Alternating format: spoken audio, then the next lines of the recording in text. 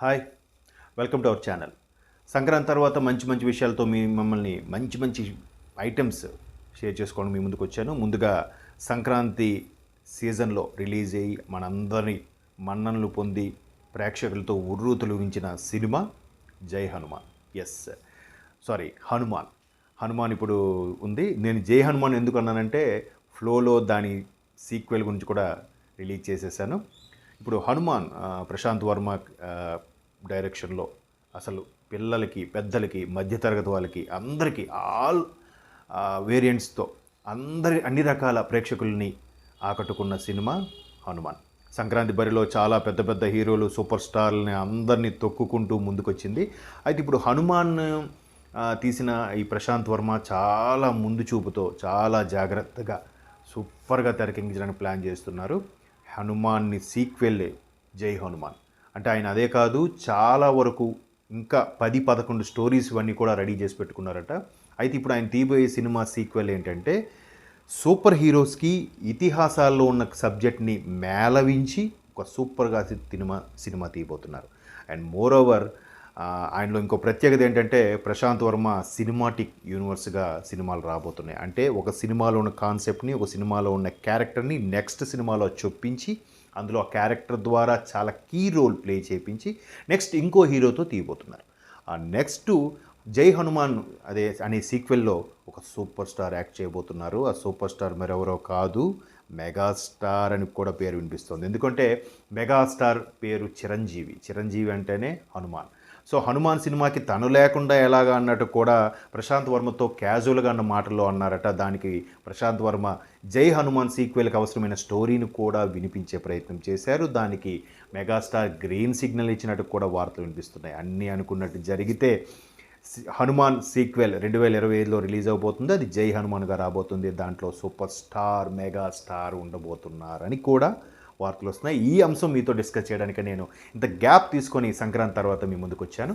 అయితే ప్రశాంత్ వర్మ కూడా చాలా టాలెంటెడ్ డైరెక్టర్ అని మనకు అర్థమవుతుంది. ఆయన 2025లో జై హనుమాన్ సినిమా రాబోతుంది. అయితే హనుమాన్ క్లైమాక్స్లో టైటిల్ కూడా వేశారు, జై హనుమాన్ 2025 అని.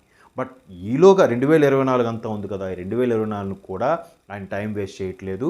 అధీరా, మహాకాళని మరో 2 స్క్రిప్ట్లతో రెడీగా ఉన్నారు. ఈ 2 సినిమాలు కూడా జై హనుమాన్ మీద హైప్ పెంచడానికి, మరొక కాస్త హైప్ క్రియేట్ చేయడానికే ఈ 2 సినిమాలు కూడా తీసుకురాబోతున్నారు. ఇవి కూడా టైటిల్స్ చూసారా ఎంత బాగున్నాయి, మంచి టైటిల్స్, తెలుగు నేటివిటీకి తగ్గట్టుగా ఉండే టైటిల్స్ ఉన్నాయి. బట్ అప్రోప్రియేట్గా కూడా ఉన్నాయి.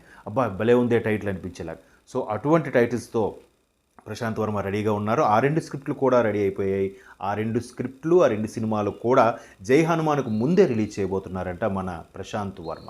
సో ప్రశాంత్ వర్మ ఆల్రెడీ టేకింగు, ఆ టాలెంటు మనం హనుమాన్తో ప్రూవ్ అయింది. తేజ సజ్జా కూడా మంచి హీరోగా ఎస్టాబ్లిష్ అయిపోయారు ఈ సినిమాతో.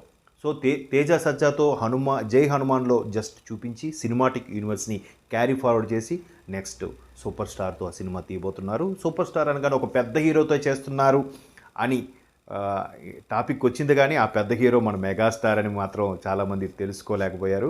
అఫ్కోర్స్ మెగా అభిమానులు అయితే గెస్ట్ చేసే ఉంటారు. ఎందుకంటే హనుమాన్ అంటే చిరంజీవి, హనుమంతుడికి ఎప్పటికీ కూడా ఆయనకి ఆశాంతం చిరంజీవిగా ఉంటారు. కాబట్టి మెగాస్టార్కి చిరంజీవి అంటే పేరు కూడా అలా వచ్చిందనే కూడా మనం కథలుగా చెప్పుకుంటాం. సో మెగాస్టార్ చిరంజీవే జై హనుమాన్లో కూడా ఉండబోతున్నారు. మెయిన్ రోల్ చేస్తున్నారా, గెస్ట్ అపిరెన్స్ రాబోతున్నారు అన్నది మరికొద్ది రోజుల్లో మనకి రివీల్ అవబోతుంది. మొత్తం మీద ప్రశాంత్ వర్మ ఎంత ఇంటలెక్చువల్గా జై హనుమాన్ పిక్చర్ చేశారు కూడా తెలుస్తుంది. ఎందుకంటే సినిమా షూట్ అవుతున్నప్పుడే శాటిలైట్ రైట్స్ కానీ ఓటీటీ రైట్స్ కూడా అమ్ముడుపోయాయి. సినిమా షూటింగ్ అయిన తర్వాత అయితే ఒక్కసారిగా హైప్ వచ్చేసింది. ఆ హైప్ కూడా ట్రైలర్తోనే ప్రూవ్ చేసుకున్నారు. సంక్రాంతికి విడుదలయ్యే అన్ని సినిమాల్లో కల్లా హనుమానే హిట్ అవుతుందని క్రిటిక్స్ చూడకముందు కూడా చెప్పగలిగారంటే that credit goes to Prasanth Varma. So ఈసారి 2024లో అధిరా, మహాకాళి అనే టైటిల్స్ కూడా చాలా ఇంట్రెస్ట్గా ఉన్న టైటిల్సే. అంటే మనకి పురాణాల ఇతిహాసాల్లో ఉండే టైటిల్స్ లాగా ఉంటూనే చాలా బాగున్నాయి. కాబట్టి హనుమాన్ కూడా ఎంత బాగా చేశారంటే, ఒకవైపు అయోధ్య రామ మందిరం ఓపెనింగ్ సందర్భంగా ఈ హనుమాన్ రిలీజ్ అవ్వడం అనేది దేశవ్యాప్తంగా సెన్సేషన్ అయిపోయింది.